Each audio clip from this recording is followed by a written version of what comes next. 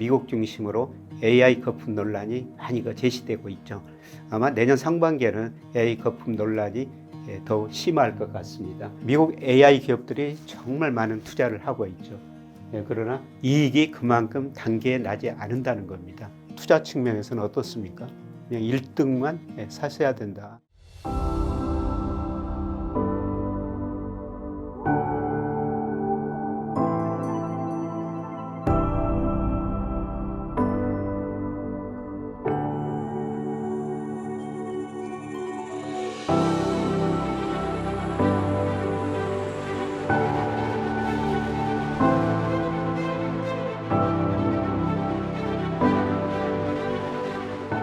여러분 안녕하십니까, 김영익입니다. 올해 우리 코스피가 세계에서 제일 많이 올랐습니다.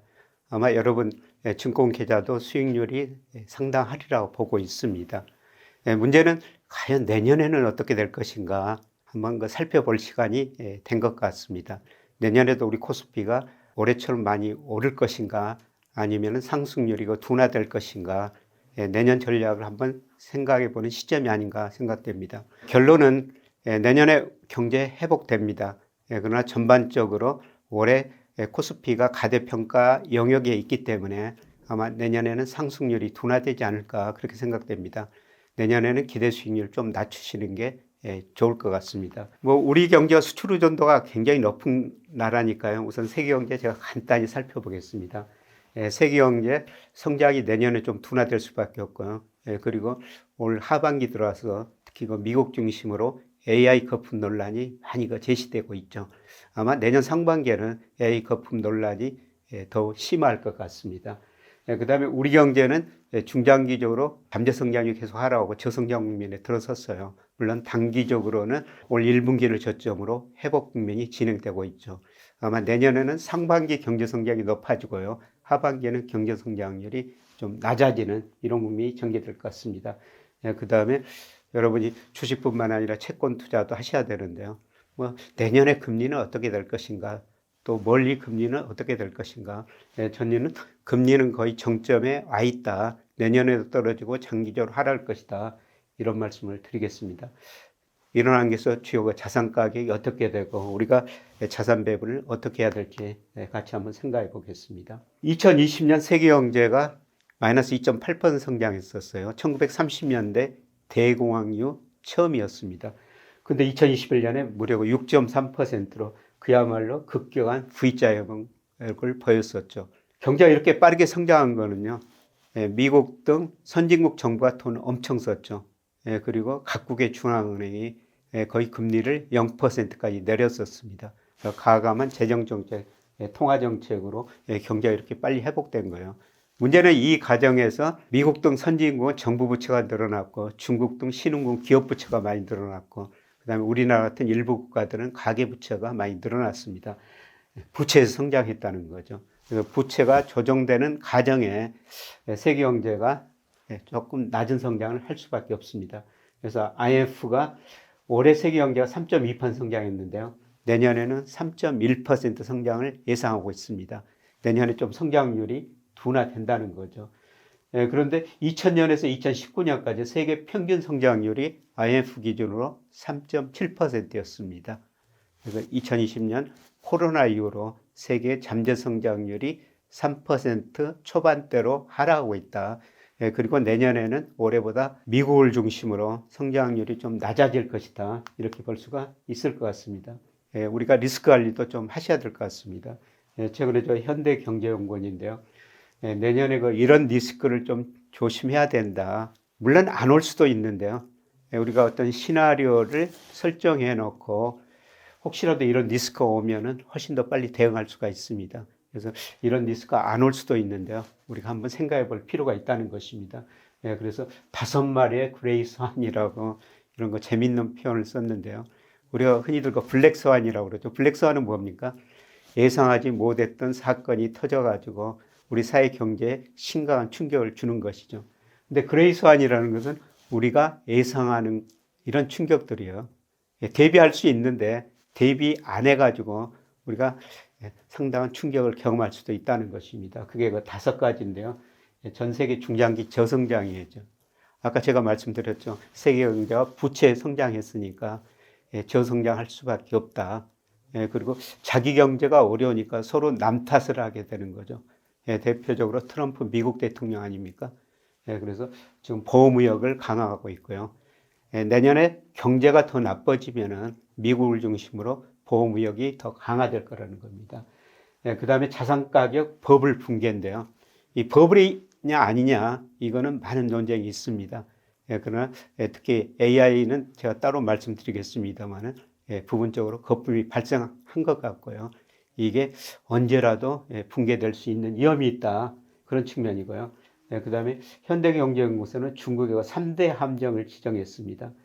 단기적으로 유동성 함정이죠.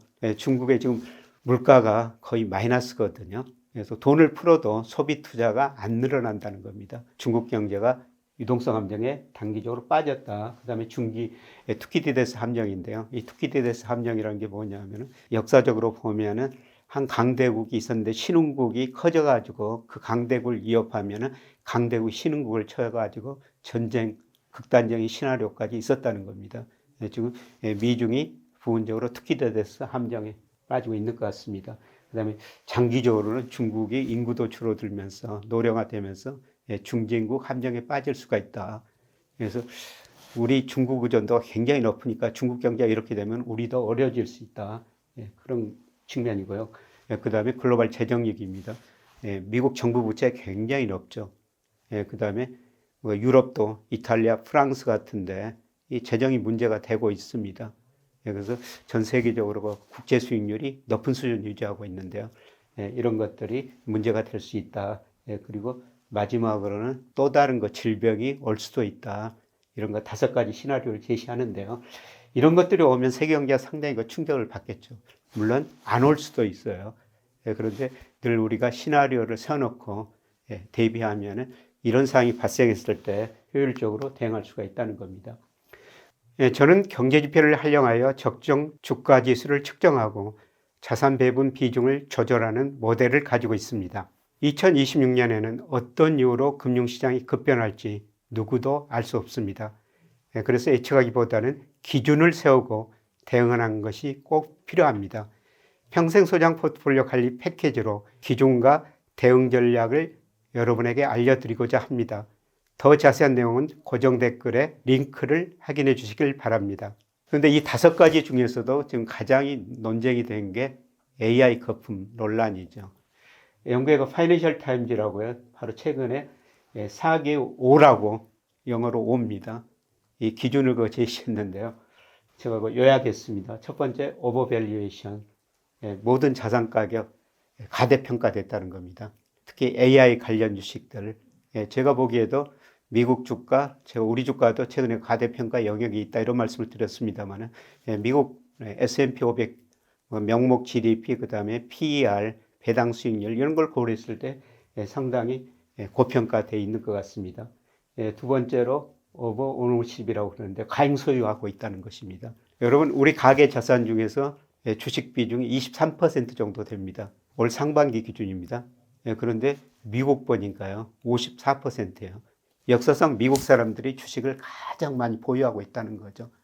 그거는 미국 가계가 주식을 절대적으로 많이 보유하고 있든지 아니면은 주가가 많이 올라가지고 역사상 최고치라는 겁니다. 이것도 위험 요인이 되고 있다. 그 다음에 오버 인베스트먼트 과잉 투자입니다. 미국 AI 기업들이 정말 많은 투자를 하고 있죠. 그러나 이익이 그만큼 단계에 나지 않는다는 겁니다. 그래서 과잉 투자한 AI 기업들이 내년에 생존 문제가 대두될 수가 있다는 겁니다.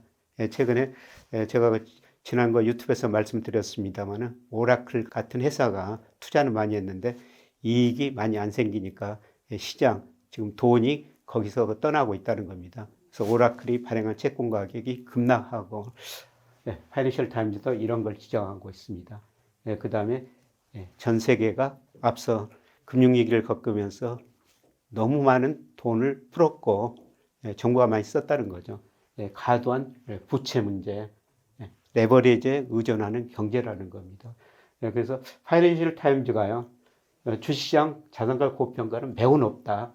그 다음에 과잉 소유도 높다. 가행 투자도 높다. 네 가지 중에서 세 가지를 높게 평가했어요. 그렇다면은 언제든지 거품이 붕괴될 수가 있습니다. 그래서 내년에는 이런 문제를 우리가 중심적으로 계속 살펴야 될 것 같습니다. 자, 우리 경제인데요. 우리 경제는 뭐 올해 한 제가 추정하면 1.1%입니다. 내년에는 1.9% 이 정도 성장할 가능성이 높습니다. 그런데 상반기, 하반기 나눠서 보면요. 상반기에는 한 2% 약간 넘게 성장할 것 같습니다. 그러나 하반기 들어서는 올 하반기 성장률이 높아지고 있으니까요. 아마 내년 하반기 성장률은 1.5% 안팎일 것 같습니다. 성장률 수준만 보면은 내년 성장률은 상고하저가 될 것이다. 이렇게 볼 수가 있습니다.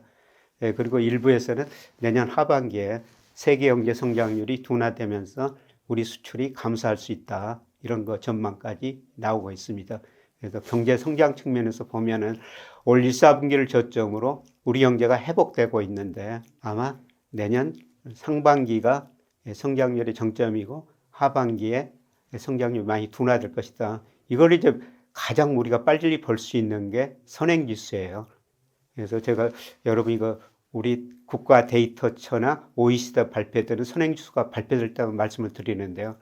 최근 국가데이터처의 선행지수 순환 변동치가 10월에 그 정체된 모습이 나타났고요. 그 다음에 OECD 한국 선행지수는 11월까지 올라갔습니다만 현 시점에서 제가 전망해 보면은 아마 내년 2월 무렵에 정점이 나와요. 그대로 꺾인다면은 그 이후로 성장이 둔화될 것이다. 이런 걸 시사하는 거죠. 그래서 여러분들이 경기를 전망하고 주시장을 볼 때 꼭 그 선행지수는 보셔야 될 것 같습니다. 제가 뭐 나올 때마다 분석해 드리도록 하겠습니다. 근데 우리 경제 구조적인 문제예요. 우리가 잠재 성장률이라고 그러는데 잠재 성장은 노동, 자본, 생산성을 고려했을 때 우리 경제가 성장할 수 있는 능력인데요. 1970년대, 80년대 10%였습니다. 97년 외환위기를 겪으면서 5%로 떨어졌고요. 현재 2% 안팎입니다. 한국은행이 작년 말에 우리 잠재 성장률을 추정했는데요. 올해부터 5년간 1.8%. 아마 이거 1.8% 이하일 것 같습니다. 작년에 뭐 1% 안팎, 올해 1.9%. 뭐 내년에 1.7% 안팎, 아마 내후년에 3년 평균 1.6%거든요. 그 이후에 뭐 2% 넘게 성장해야 되는데요. 아마 1.8%도 못 될 것 같아요. 근데 그 이후로도 쭉 잠재 성장이 떨어지고요. 특히 2040년 이후로 가면은 우리 잠재 성장률이 0%대 진입한다. 이게 우리 경제 구조적인 문제입니다. 나중에 말씀드리겠습니다만은 이게 채권 투자에 굉장히 중요한 역할을 할 겁니다. 금리를 결정하는 가장 중요한 요소가 경제 성장률이에요. 실질 GDP 성장률이죠. 우리가 시장에서 관찰하는 것은 다 명목금리인데요. 명목금리는 실질금리 플러스 예상 물가상승률이죠. 근데 실질금리는 사전적으로 추정할 수가 없습니다. 그래서 실질금리 대용 변수로 실제 GDP 성장률을 사용하는데요. 아마 제가 생각해도 한국은행 전망치가 맞을 거예요. 제가 전망해도 이 비슷한 수준이 나오고요. 이렇게 나오면은 실질금리 계속 떨어지면서 금리가 장기적으로 하락할 수밖에 없다는 겁니다. 그래서 좀 더 멀리 보고 채권 투자를 하셔야 된다는 거죠. 그리고 잠재 성장이 떨어지는 가운데요. 우리 경제가 그동안 능력 이하로 성장했었어요. 그래서 우리 정부가 우선은 그 능력만큼 성장해 보자. 그래서 정부가 돈을 굉장히 많이 쓰고 있는 것이죠. 그래서 최근에 3분기 GDP 성장률이 거의 2%에 이제 근접하고 있죠. 아마 4분기 내년 1분기까지는 이 능력을 조금 초과해서 성장할 거예요. 그런데 다시 내년 하반기는 성장률이 다시 낮아질 수 있다. 그렇게 반기별로는 볼 수가 있습니다. 그래서 제가 우리나라 역대 대통령 재직기간 연평균 성장률 가끔 여러분한테 보여드렸는데요. 경제 규모가 커지면서 성장률이 낮아질 수밖에 없어요. 근데 대통령이 바뀔 때마다 계단식으로 성장률 떨어지는 나라 세계 없습니다. 지난 정부 2.1%였고요. 이재명 정부, 이번 정부가 추구하는 게 소위 335조, 3% 경제 성장률, 그 다음에 AI 3대 강국, 세계 5대 국력 이런 걸 추구하고 있습니다. 그래서 잠재 성장이 이렇게 떨어지는데 이거를 AI 투자, 요새 국민 성장 펀드 150조, 앞으로 5년간 이 펀드를 통해 가지고 AI 그 다음에 다양한 산업과 지원을 하겠다는 거 아닙니까? 그래서 이 잠재 성장을 3%로 올리겠다는 건데요. 그러나 한국은행 전망이나 제 전망하면은 앞으로 5년도 또 성장률이 또 떨어질 거라는 겁니다. 이렇게 성장률이 하락하면 무슨 문제가 발생하냐면요. 양극화예요. 이미 우리 사회 경제의 양극화가 굉장히 심화됐습니다. 예를 들어서 경제가 7%, 10% 성장할 때는요. 경제 규모 파이가 커지니까 기업들이 같이 성장할 수가 있었죠.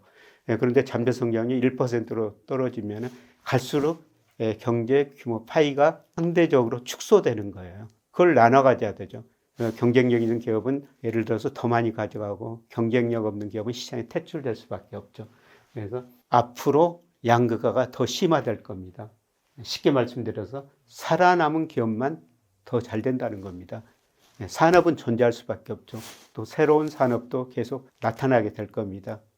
그런데 그 산업 내에 존재한 기업 수는 갈수록 줄어들 거라는 겁니다. 살아남은 것만 더 잘 되는 그런 시대죠. 이게 자산 가격도 앞으로 마찬가지일 거예요. 주식도 그러고 아마 주택 가격도 마찬가지일 겁니다. 양극화가 더 심화될 것이다. 이걸 해소하는 게 우리 정부의 역할인데요. 그래서 우리가 할 수 있는 것 투자 측면에서는 어떻습니까?